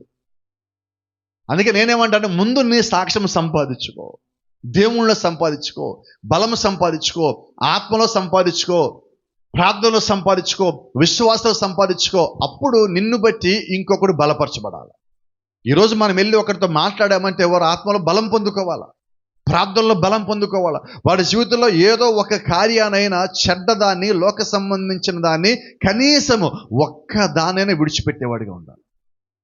సంఘ సహవాసం కూడా అంతేనండి. సంఘ సహవాసం చేయాల్సిన పని ఏంటంటే, మన మధ్యలో ఎవడైనా బలహీనుడు కనిపిస్తే ఆ బలహీనుడు కనీసము తనలో ఉన్న బలహీనతను పోగొట్టుకోవాలి. ఈరోజు సంఘ సహవాసం ఎలా తయారైందంటే, ఒకటి బలహీనతను కూడా కప్పిపుచ్చటం. చిన్న మాట చెప్తాను, నేను అలాగ వస్తాను అనుకో, పాస్ట్కి వస్తాను జాగ్రత్త, పాస్ట్కి వస్తాను జాగ్రత్త. ఏం జరిగింది ఇప్పుడు? నా ముందు కప్పిపుచ్చటం అవుతుంది. రేపొద్దున వాడి జీవితం నాశనం అయ్యాక కప్పిపుచ్చడి దగ్గర పోతే ఏమంటాడంటే, నా సంబంధం లేదండి. నాశనమైంది ఎవరు? ఒక్కడు, ఒక సిస్టరో ఒక బ్రదర్, ఎవరో వాళ్ళ జీవితాలు నాశనం అయిపోతుంది. దేవుడు వచ్చింది దేనికంటే నశించిపోకూడదని. కాపరి దేవుడు సంఘంలో పెట్టి నశించిపోకూడదని, విశ్వాసగా దేవుడు మనల్ని పిలిచి నశించిపోకూడదని. వాళ్ళని లాగండి, అగ్నిలోంచి లాగండి, పాపంలోంచి లాగండి, తప్పులోంచి లాగండి, అబద్ధంలోంచి లాగండి, మోసంలోంచి లాగండి, ఈ లోకంలోంచి లాగండి అని దేవుడు మనల్ని ఇక్కడ పెడుతున్నాడు. మనం కప్పిపుచ్చితే ఎలాగా? చిన్న మాట చెప్తాను నేను, మా కుటుంబంలో మేము చేసే పని చెప్తాను. స్మైలీని స్కూల్లో జాయిన్ చేసేటప్పుడు వాళ్ళ టీచర్కి ఒక మాట చెప్పాం, క్లాస్ టీచర్కి చిన్న మాట చెప్పాం. మా అమ్మ ఏది రాస్తే ఎన్ని మార్కులు వస్తే అన్నీ మార్కులు వేయండి, మీరు దిద్దేసి మార్కులు వేసేసి మా అమ్మాయికి ఫస్ట్ ర్యాంక్ వచ్చిందని చెప్పొద్దు. ఎందుకని? ఒరిజినల్ నాకు కావాలా. ఆ అమ్మాయికి ఎంత వచ్చో ఎంత రాదో నేను తెలుసుకుంటా, వీలైతే నేర్పించుకుంటా. కానీ నువ్వు మసిపూయటం వల్ల ఏమైంది? ఒరిజినల్ పోయింది. వీళ్ళు పెద్దగా ఏం చేయాలి ఇప్పుడు? చిన్నప్పటి నుంచి ఏం చేస్తారు, మన పేపర్లు తీసుకొని గమనించండి. ఇప్పటికి కూడా ఇళ్లలో చాలా మంది తల్లులు చేసే పని అంటే తెలుసా? పిల్లల పుస్తకాలు తీసుకుని రాసేస్తారు హోంవర్క్. కుడి చేత రాయరు. ఎందుకు? వాళ్ళ భాషలాగా ఉండాలి కదా, ఇంటించి రాస్తారు. ఎవరు జడగొట్టింది ఇప్పుడు? సమస్య లేదు, నేను ఒప్పుకున్న విషయాన్ని. వాళ్ళ జీవితం వాళ్ళు యథార్థంగా జీవించనియండి, ఎంత చేస్తారో అంతే చేయనియండి వాళ్ళతో. కానీ వాళ్ళకి నేర్పించండి, చెయ్యొద్దని చెప్పి వదిలేయొద్దు. వాళ్ళకి నేర్పించాలి, ఆ పని కూడా మనదే. ఎలాగ మనం నేర్పించాలంటే, ముందు నేను సరిగా ఉండాలి కదా, ముందు నా ఆలోచన చేయాలంటే అసలు వీళ్ళకి ఎంత వచ్చు ఎంత రాదో నాకు తెలియాలంట. ఇప్పుడు ఏం చేస్తారు, పిల్లలు స్కూల్ దగ్గరికి వెళ్ళగానే వాళ్ళ తల్లిదండ్రులు రాగానే పేరెంట్స్ టీచర్స్ అంటారు, మీ వాడని క్లాస్లో టాప్ అండి. మీకు తెలుసో తెలీదు, 10 నిమిషాలు మీరు అక్కడ ఉండండి, తర్వాత 10 మంది కూడా అదే మాట చెప్తారు. కానీ మనం ఏమనుకున్నాం? అది సంగతి. లాస్ట్కి ఏమైంది? ఆడి తప్పే ఆడికి ఉద్యోగం రాదు, ఏ పరీక్ష రాసినా ఫెయిల్. కారణం ఏంటంటే చిన్నప్పుడు వాడికి వేసిన ఫౌండేషన్ సరిగా ఉండాలంట. ఈరోజు కూడా నీకు ప్రార్థనలో నీ పునాది బలంగా ఉండాలి, వాక్యానుసారమైన పునాది ఉండాలి, ఆత్మ సంబంధమైన పునాది ఉండాలి. ఎవడు ఏమని అనుకొని నువ్వు చిన్న స్థాయిలోనే ఉండు, అయితే బలంగా ఉండు. నువ్వు చర్చిలో ఏ స్థాయిలో ఉన్నావో తెలియదు, దేవుళ్ళు ఏ స్థాయిలో తెలియదు, కానీ నువ్వు నమ్మిన వాక్యంలో బలంగా ఉండు చాలు. తొణకద్దు వెనకద్దు, చిన్న వాక్యమే బలంగా ఉండు. ఆత్మను పొందుకోవాలి, ఆ ఒక్క వాక్యం పెట్టుకో, జీవితకాలం దాంట్లోనే ఉండు.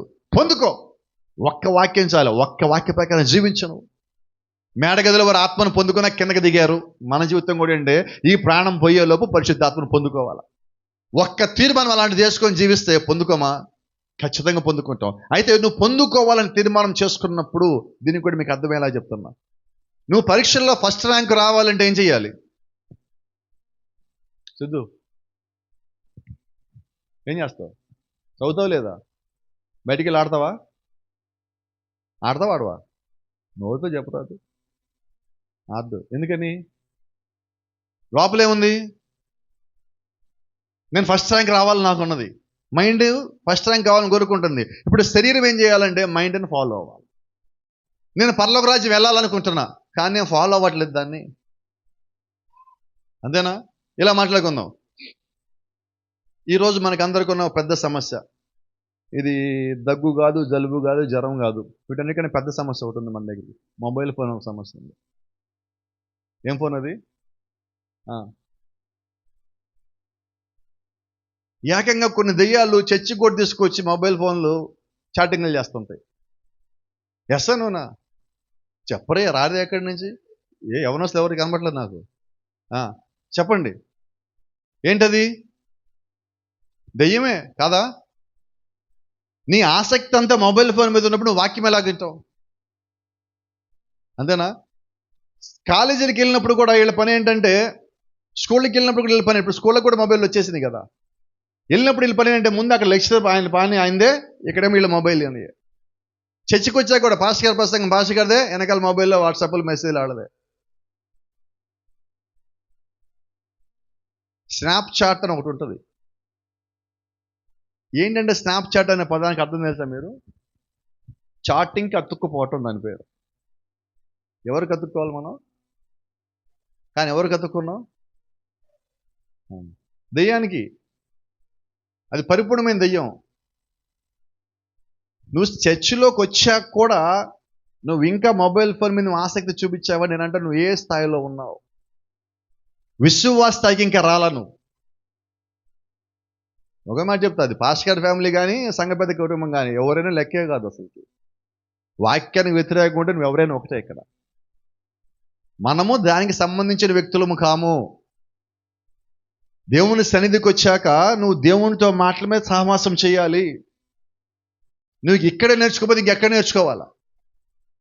మన ఇళ్లలో ఇంతసేపు కూర్చోబెట్టి తల్లి కానీ తండ్రి కానీ వాక్యం చెప్తే తింటామా? చెప్పండి. అసలు ఉంటామా ఇంట్లో? ఇక్కడే కదా ఉండేది, మరి ఇక్కడే చెప్పాలి మీకు. ఇక్కడ చెప్పాలి, మీరు వినాలి, ఇంటికి వెళ్ళి చెయ్యాలి. అది కదా ఆశపడుతుంది నేను. అంటే నువ్వు వాక్యం విని దాని ప్రకారంగా జీవించు. నేను అంటున్నాను అది. మేము చర్చికి వెళ్తామండి, ఆదివారం మాత్రం మిస్ అయ్యవము అనేది వేరును. విన్న వాక్య ప్రకారం నువ్వు జీవించినప్పుడు నిన్ను చూసి నువ్వు ఏ చర్చికి వెళ్తావని ఎవరైనా అడిగారా? ఏ చర్చికి వెళ్తావు నిన్ను అడిగారా? నీ జీవితం బాగుంది, నీ మాటలు బాగుంది, నువ్వు చెప్తా ఉంటే నీకు వాక్యం గురించే ఎక్కువ మాట్లాడుతున్నావు. లోక సంగతులు మాట్లాడడం, లోకం వచ్చడం లేవు. అందరిలా కాదు, నువ్వేదో తేడా కనిపిస్తున్నావు. నువ్వు ఏ చర్చికి వెళ్తావు అని ఎప్పుడైతే నేను అడిగారో అప్పుడు నీ దగ్గర దేవుడు ఒక ఆత్మ ఉండదని నమ్ము. అప్పుడు దేవుడిని నడిపిస్తున్నాడని నమ్ము. అది నీ జీవితము, అది నీకు కావాల్సిన సాక్ష్యం అయి ఉన్నది.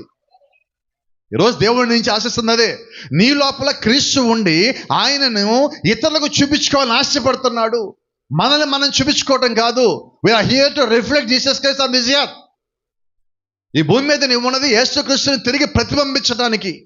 మనము సంఘ విశ్వాసము కాదండి. మనం సంఘానికి వచ్చే విశ్వాసం కాదు, పాస్టర్ గారి విశ్వాసం కాదు. మనము యేసుక్రీస్తుకి విశ్వాసము, పరిశుద్ధాత్మకి మన విశ్వాసము. ఆయన ఆత్మకు మనము ఆలయమయ్యులము. పౌలు గారు మాట్లాడుతున్నారు, మీ దేహములు పరిశుద్ధాత్మకు ఆలయమయ్యులని మీరు ఎరుగురా. ఆలయాలు అయి ఉన్నాయని మీరు ఎరుగురా. అంటే మన హృదయము, మన జీవితము ఎవరికి ఆలయం అంటే క్రీస్తు ఉండాలి. ఈరోజు మన దగ్గర అక్షరం ఉన్నది. చూడండి, మన ఇళ్ళలో మనం ఎక్కడికి పోయినా ఇంట్లో మొత్తం అన్ని వాక్యాలు ఉంటాయి. లేవా? ఉన్నాయి. బైబిల్ లేదా? ఒక్కొక్కరికి 2-3 బైబిల్ కూడా ఉంటాయి. ఎందుకంటే చాలామంది తల్లిదండ్రులకి, పెద్దోళ్ళకి ఇంట్లో పిల్లల మీద ప్రేమ. ఎంత ప్రేమ అంటే వాళ్ళు పిల్లలకి బైబిల్ కొనిస్తుంటారు. అవునా కదా? వాళ్ళ బైబిల్ తెరుస్తారా? తెరవట్లా మనం బైబిల్. అంటే నువ్వు ప్రార్థన చేస్తావు అని చెప్పి వాళ్ళని ప్రేమించి భూమి మీద ఉన్నతమైన బహుమానం ఇచ్చారు. నా దృష్టిలో బైబిల్ ఇవ్వటం అంతకన్నా గొప్ప బహుమానం ఏం లేదండి. ఎందుకంటే దేవుడు నీకు ఇచ్చినట్టు.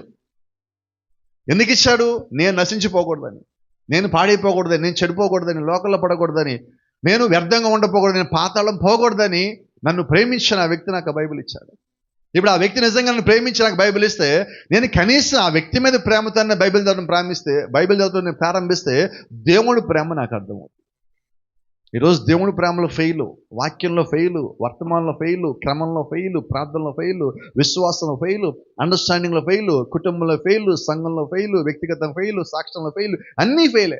ఏంటి కారణం అంటే ఒక్క క్రీస్తు లేకపోతే అన్నీ ఫెయిల్. ఒక్క క్రీస్తు నీ జీవితంలో ముందు పెట్టి చూడు, నీ సాక్ష్యం మారుతుంది, జీవితం మారుతుంది, మాట మారుతుంది, విశ్వాసం మారుతుంది, ప్రార్థన మారుతుంది, జీవితం మారుతుంది, స్థానం మారుతుంది, పరిస్థితి మారుతుంది, అన్నీ మారుతాయి ఒక్క క్రీస్తు ముందుకు వస్తాయి. ఒక్క క్రీస్తు. ఈరోజు నేను ఆశపడుతుంది అదే. సంఘం అంతటిని నేను ఆశించేది ఏదైనా ఉన్నదంటే ఒకటి, విశ్వాసంలో ముందు ఎదగండి, ప్రార్థనలో ఎదగండి, ఆత్మను పొందుకునే పనిలో బిజీగా ఉండండి. లోకంతో ఎప్పుడు మనం బిజీగానే ఉన్నాం. ఇంతకాలం ఇంత వయసు వరకు బిజీగా చాలా పనుల్లో ఉన్నాం. ఇప్పటి నుంచైనా కనీసం పరిశుద్ధాత్మను పొందుకోవడంలో బిజీగా ఉన్నాం, వాక్యానుసారంగా జీవించడంలో బిజీగా ఉండదాం. లోకం ఎటుపోయిందో కాసేపు పక్కన పెడదాం, ఇతరుల సంగతులు మనం దూరంగా పెడదాము. మనకి అత్యంత ఆసక్తి ఏంటంటే నా సంగతి నాకు ఆసక్తి ఉండదు, ఇతరుల సంగతి నాకు చాలా ఇష్టం.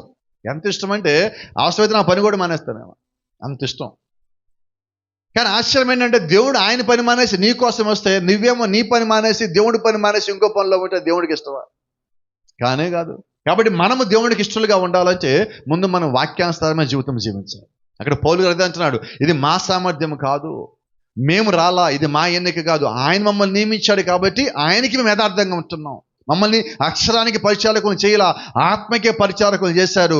అంటే ఆత్మకి వారు పరిచారకులు అయితే కొత్త నిబంధనలో ఉన్న 7 సంఘాల్లో ఉన్న విశ్వాసులందరూ కూడా ఆత్మ సంబంధులై ఉండాలి. వాళ్ళు ఆత్మకి సంబంధించిన పరిచారకులు అయితే మరి మనమేం వాళ్ళ? ఆ పరిచారకులు వెంబడించే వాళ్ళమా? అదే వాక్యాన్ని వెంబడించే వాళ్ళమా? మనము కూడా విశ్వాసం కలిగిన వాళ్ళమై ఉండాలి, పరిశుద్ధాత్మని వెంబడించే వాళ్ళమై ఉండాలి. ఇప్పటికే మనం పరిశుద్ధాత్మను పొందుకొని ఉండవలసిన వారమై ఉండాలి. దేవుని నామానికి మహిమ. Praise the lord. మళ్ళీ చదువుదాం 23వ వచనం, యోధా పత్రిక 23. అగ్నిలో నుండి లాగినట్లు కొందరిని రక్షించుడి.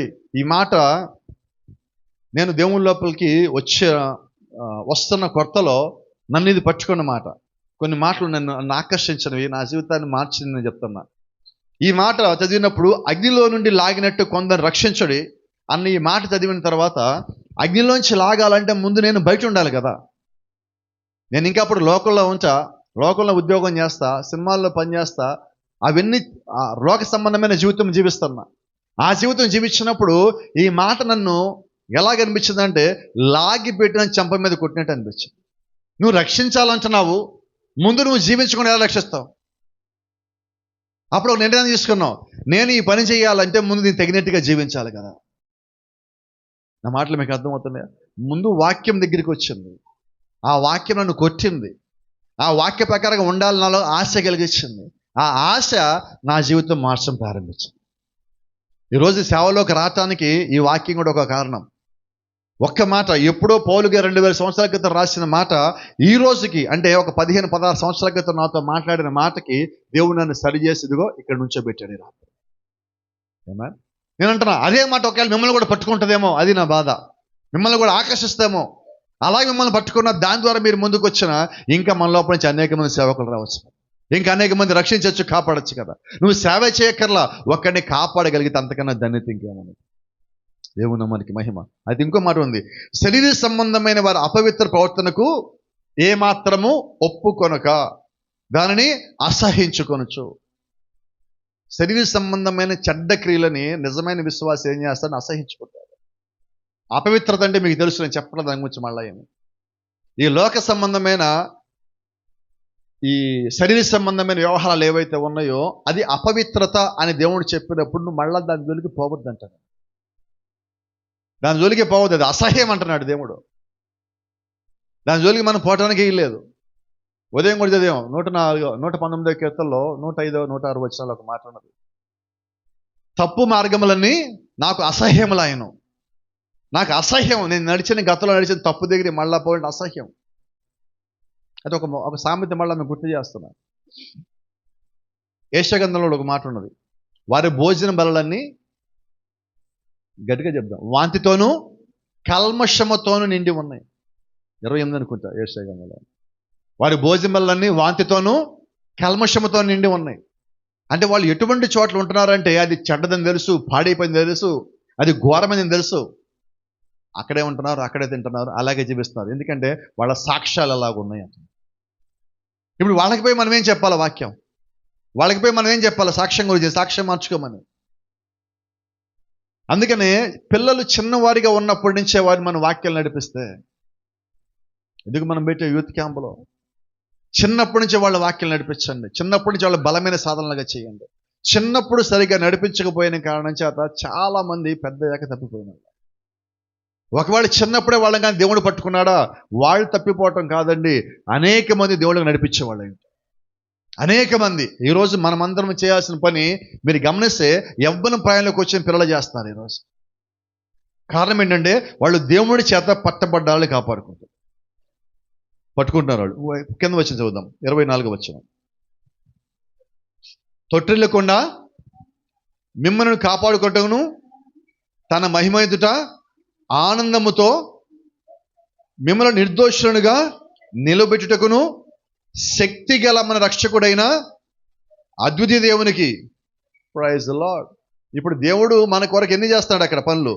తొట్టిల్లకుండా మిమ్మల్ని కాపాటకు, తన మహిమ ఎదుట ఆనందంతో మిమ్మల్ని నిర్దోషులుగా నిలబెట్టకు ఆయన శక్తితో మనల్ని నిలబెడుతున్నాడు. మన శక్తి కాదండి. అందుకే నేనంట, ఆత్మను ఎందుకు పొందుకోవాలంటే ఆత్మను పొందుకున్నవాడు ఆయన శక్తి కింద నడుస్తాడు.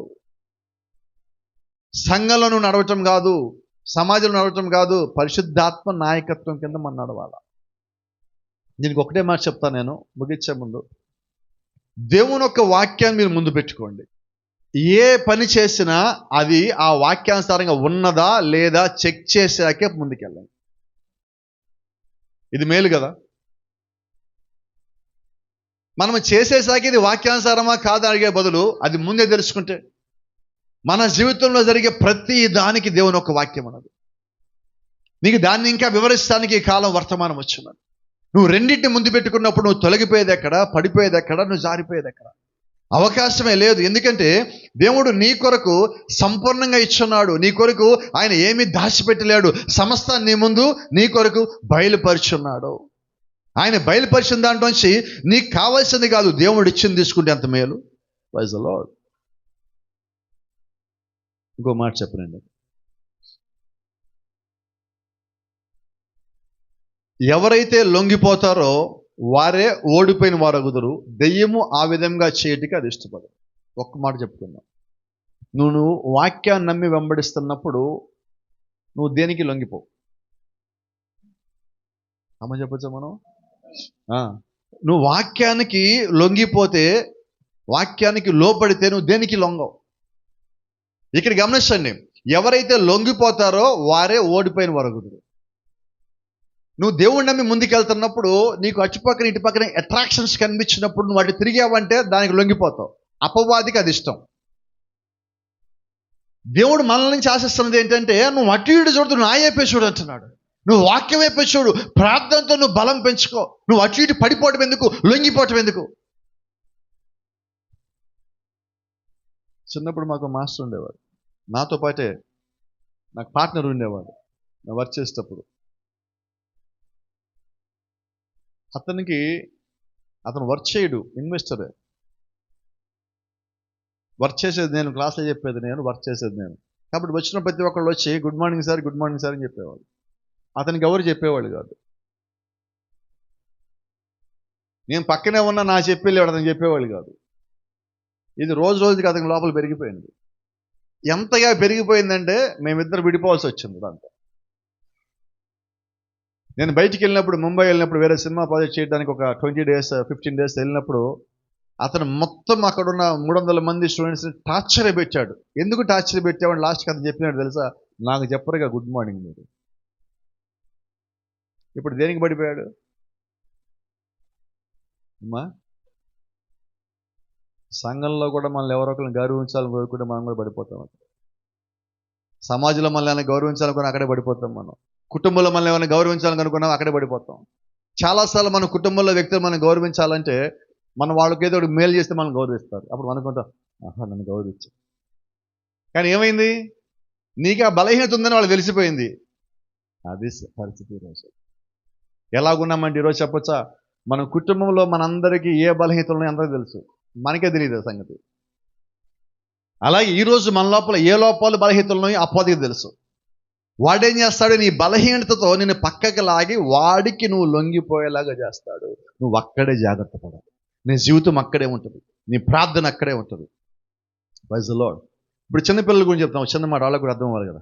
సిద్ధు వచ్చాడు ఈరోజు, ఈయన ఇంట్లో కూర్చొని చదువుతూ ఉంటాడు.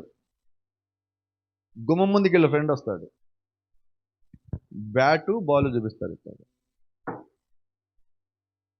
ఈయన అంటాడు నేను రానంటాడు, చదువుతాడు, నేను రానంటాడు, నోట్తో కూడా చెప్పడు, రానంటాడు. అక్కడి నుంచి మళ్ళీ లోపలికి వెళ్తాడు. వాళ్ళ ఫ్రెండ్ మళ్ళీ ఇంకొకటి తీసుకొచ్చి వాడు ఈసారి మళ్ళీ బ్యాటు బాల్ చూపిస్తాడు. కాసేపటికి ఆయన ఏం చేస్తాడు? ఇప్పుడు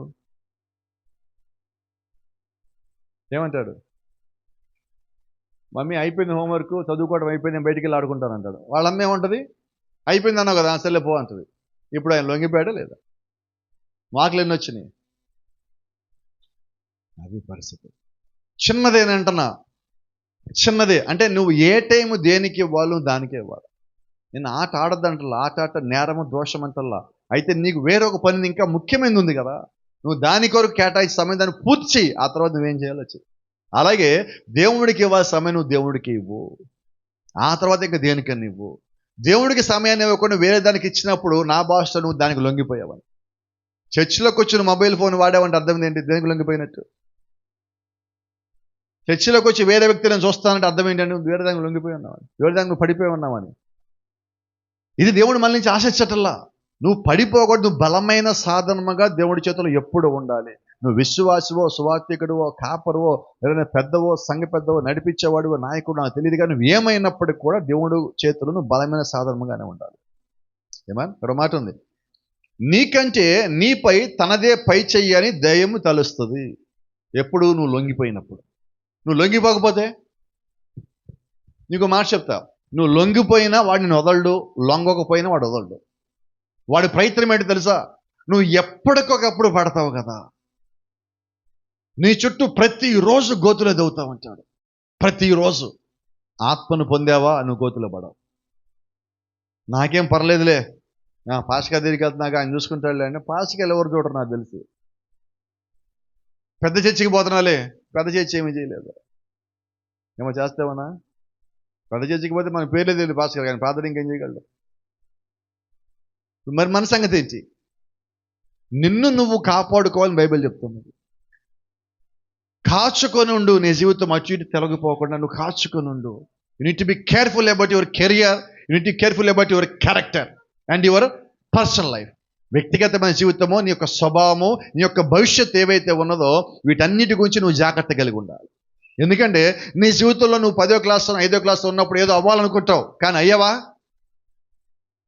గతంలో కూడా అడిగా, మళ్ళీ అడుగుతాను చెప్పండి. చిన్నప్పుడు 5 ఏళ్ళు 10 ఏళ్ళప్పుడు స్కూళ్ళలో మిమ్మల్ని ఏమడిగారంటే పెద్ద అయ్యాక ఏమవుతావు అన్నారు. ఏం చెప్పారు అప్పుడు? వినబడలా. ఐఏఎస్, ఐపీఎస్, ఇంక పేరేది ఉండదు, డాక్టరు, ఇంజనీరు. ఏమయ్యాం? అమ్మ కోపడు మాకండి. ఎంతమంది ఇంట్లో వంటగదికి ఆగిపోయారు? ఏమనుకున్నారమ్మా చిన్నప్పుడు? అయ్యా చిన్నప్పుడు మీరేమనుకున్నారు? అనుకున్నది అయ్యారులే చెప్పండి, ఇంకేమవుతుంది నాకు. అదే సార్, ఎందుకు అవలేదు చెప్తారు ఇప్పుడు నాకు?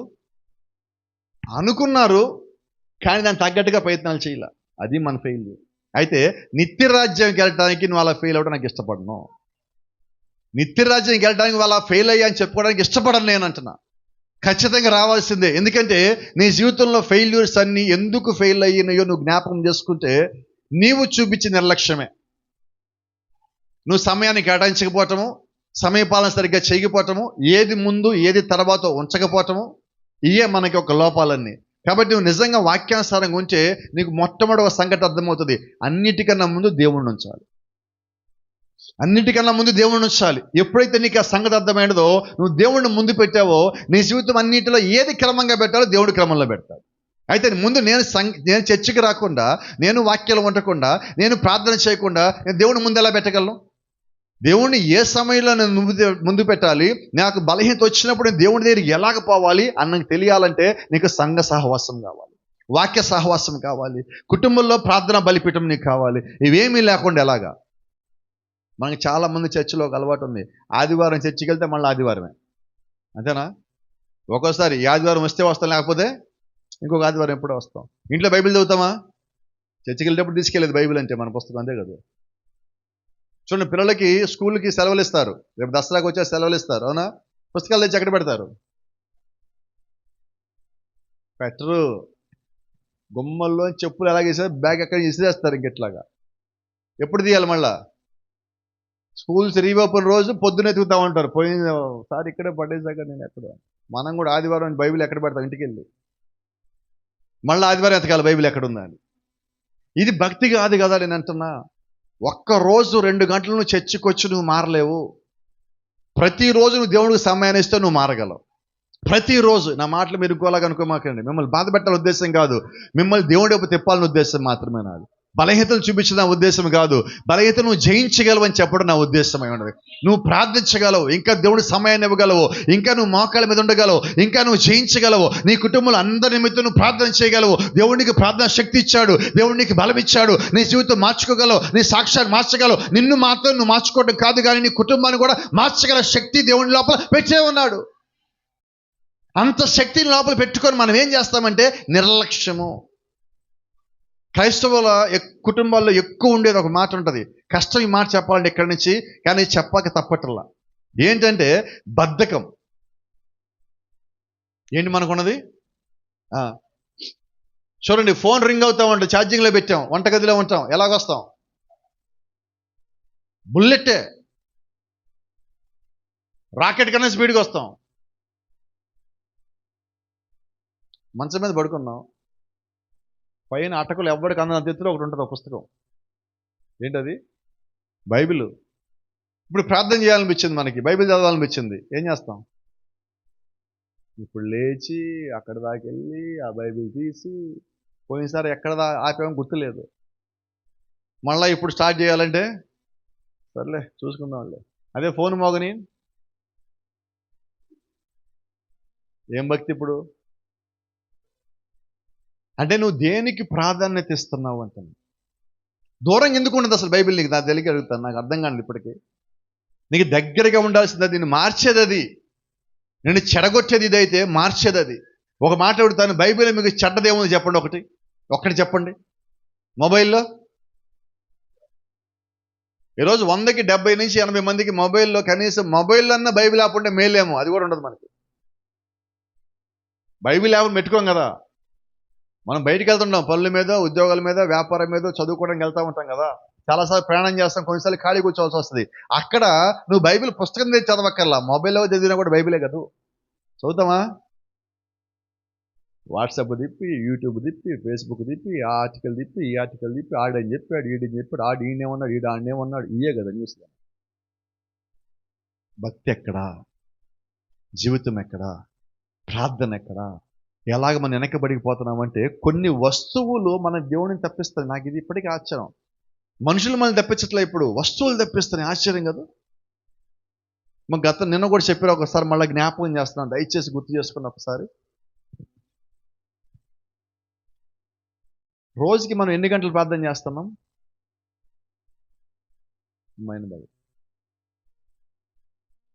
ఇక్కడ మీరున్నారు కదమ్మా, కొద్దిమంది సమాధానం ఉన్నారు, మీరు మీ వయసులో చెప్పండి ఒక మాట. ఒక 30 ఏళ్ల క్రితం మీరు బట్టలు ఉతకాలంటే ఎలా ఉతికేవాళ్ళు? చెప్పరమ్మా, ఉతకలేదు అసలు. ఎలా ఉతికారో చెప్పండి. పల్లెటూర్లోకి వెళ్తే ఎలా ఉతికేవాళ్ళు? బకెట్లో బట్టలు పెట్టుకొని, ఓ సబ్బు వేసుకెళ్ళి, బ్రష్ తీసుకెళ్ళి, పొద్దున్న వెళ్ళి మధ్యాహ్నం ఉతికి అన్నీ అక్కడ ఆరబెట్టుకొని మొత్తం తీసుకెళ్ళి ఇళ్ళకి వచ్చేది. రైట్. ఇప్పుడు వినపడలేదు. ఎవరు ఉతుకుతున్నారంటనా? మీరు ఉతికి ఎంతకాలం అయింది? అంటే ఇప్పుడు మనకి టైం ఎక్కువ ఉందా తక్కువ ఉందా ప్రార్థనకి? కానీ ఎంతమంది ఇళ్లలో రోడ్లు ఉన్నాయమ్మా? రోలు పేరుకుంది, వాడింది ఇప్పుడు. ఇంట్లో ఏముంది? రోడ్లో పచ్చడి చేయాలని ఎంతసేపు పట్టుద్ది? మిక్సీలో ట్రర్ అంటుంది అయిపోయింది. ట్రర్ అంటుంది అయిపోయింది. ఏమైంది? టైం నీకు ఎంత ఉంది? కానీ దేవుడు నీకు ఇన్ని వస్తువులు ఇచ్చాడు, దాని ద్వారా టైం ఎంత సేవ్ అయింది. ప్రార్థనకు వచ్చామా? ఇప్పుడు ప్రమాదం చెప్తాను చూడండి. ఆ వస్తువులన్నీ రావటం వల్ల ఏమైందంటే మోకాళ్ళ మీద ప్రార్థన చేయగలుగుతున్నాం. ఇప్పుడు కింద కూర్చోవాలంటే ఇంకోటి లేపాలా. మోకాళ్ళ మీద ప్రార్థన చేస్తే అమ్మమ్మమ్మ పట్టేసి పైకి. దేనివల్ల? అవన్నీ వచ్చి మనల్ని బద్ధకస్తులు చేస్తుంది. నేనేమంటానంటే ఇప్పటికి కూడా నువ్వు మోకాళ్ళ మీద ఉండి ప్రార్థన చెయ్యి, నీ బలం ఏంటో నీకు తెలుస్తుంది. ఎందుకు రావాలి మనకి కాళ్ళ నొప్పులు, మోకాళ్ళ నొప్పులు ఎందుకు రావాలండి? ప్రార్థన చేయండి. నిజంగా శరీరరీత్యా వస్తే మనం కాదనేది ఏమీ లేదు. అయితే మనం ఇలాగైపోవటం వల్ల వస్తే కష్టం కదా. అవునా? చాలాసార్లు నేను గమనిస్తాను, కొన్నిసార్లు మనకి అన్నీ ఈరోజు ఎక్కడికి రావాలి? అన్నీ మంచం దగ్గరికే రావాలా? అవునా? చెప్పండి, ఎక్కడికి రావాలా? ముసలోళ్ళు, లేవలేని వాళ్ళు, కాళ్ళు కదపలేని వాళ్ళ దగ్గరికి వస్తే పర్వాలా. ఎంత ఇప్పుడు? 5వ క్లాసు, 10వ class, intermediate first year, second ఇయర్లు, వీళ్ళ పిల్లలు ఎక్కడ ఉంటారు? టిఫిన్ ఎక్కడికి రావాలి? కాఫీ ఎక్కడ రావాలి? అది సంగతి. ఏం కావాలన్నా మమ్మీ, డాడీ, అన్నీ అక్కడికే. మనం ఏం చేసాం వాళ్ళకి ఇప్పుడు? బెటర్ మంచం మీద నైవేద్యాలు పెట్టింది వాళ్ళకి, ఆర్థిక అదుపులు కూడా దిగింది. నేర్పించిందమ్మ వాళ్ళకి, వెళ్ళ దగ్గర నేర్పించండి. ఎందుకంటే ఇప్పుడు బాగానే ఉంటుంది, రేపు పొద్దున్న వాళ్ళు ఏడుస్తారు. నా మాటలు మీరు అర్థం చేసుకోండి. కోపం కాదు, మీ ప్రేమ అది అనుకుంటున్నారు, కానీ ప్రేమ కాదు అది. వాళ్ళు బద్ధకస్తులుగా చేస్తున్నారు. నేను చూస్తున్నా కొన్ని కుటుంబాలు వాళ్ళు ఏడుస్తున్నారు అనమాట. పెళ్ళిళ్ళు అయిన తర్వాత ఆడపిల్లలను తీసుకెళ్ళాక, పిల్లలు మంచి పిల్లలు, మళ్ళీ ఆడపిల్లలు, కానీ పని చేయమంటే మా ఇంటి మమ్మీ ఇట్లా చూసేది కదా, ఇక్కడికి వచ్చా నేను ఇట్లా చేశాను. ఎవరు తప్పు ఇప్పుడు? నేను చెప్తాను ఆగండి. ఇప్పుడు ఆ తల్లి చర్చికి వెళ్తుందా? వెళ్ళదా? వెళ్తుంది కదా. మరి ఇప్పుడు ఆ పాస్ గారు చెప్పకపోతే తప్పేవరిది? చెప్పండి, నమ్మ తిట్టండి, ఎవరిని చదువుతారు ఇంకా. నేను ఎప్పుడు చెప్తాను 2 రెళ్ళు 6 అన్నా, తప్పేవరిది? మీది కాదు తప్పు, తప్పేవరిది? అది. ఇప్పుడు పాస్ గారి లాగే పెళ్లి సంబంధాలు చూస్తాం, మనం చూస్తున్నామా? ఇప్పుడు మానేసాం కదా. ఇప్పుడు చేసిన తర్వాత ఏమనాలా? ఆయన అనాలా, గుంటూరు అనాలా. నన్ను అనిపించే ఉద్దేశం నీకుంటే పర్వాలేదు, కానీ అయితే దేవుడి చిత్తం కాదు, దేవుడి కృప కాదు. మనం వాళ్ళకి మొట్టమొదటిగా ఉదయం లేచి ప్రార్థన చేయటం నేర్పించండి. మీరు ఏం నేర్పిస్తారో తర్వాత ముందు ప్రార్థన నేర్పించండి. 3 నుంచి 5 లోపు వాళ్ళని లేపండి. తిడతారో కొడతారో నాకు తెలియదు, ముందైతే లేపండి, ప్రార్థన చేయించండి. ఆ తర్వాత పనులు నేర్పించండి. వాళ్ళకి ఏం కావాలి, వాళ్ళ జీవితంలో వాళ్ళు బతకటానికి ఏం కావాలో ముందే నేర్పించండి. దేవుణ్ణి ముందు చూపించండి, ఆ తర్వాత బ్రతికే పనులు నేర్పించండి. ఆ తర్వాత వాళ్ళు ఎక్కడికి పోయినా జీవితకాలం ధైర్యంగా ఉండగలరు. ప్రార్థనలు వాళ్ళు ఎదిగించండి, మిగతా అన్నిటి పక్కన పెట్టండి. ఆత్మ కింద ప్రార్థనలోను వాక్యానుసారమైన జీవితం వాళ్ళకి చిన్నప్పటి నుంచి వచ్చేలాగా మీరు చేయగలిగితే అంతకన్నా ధన్యత ఇంకేది లేదు. God bless you. దేవుడు మిమ్మల్ని దీవించును గాక. షలోమ్.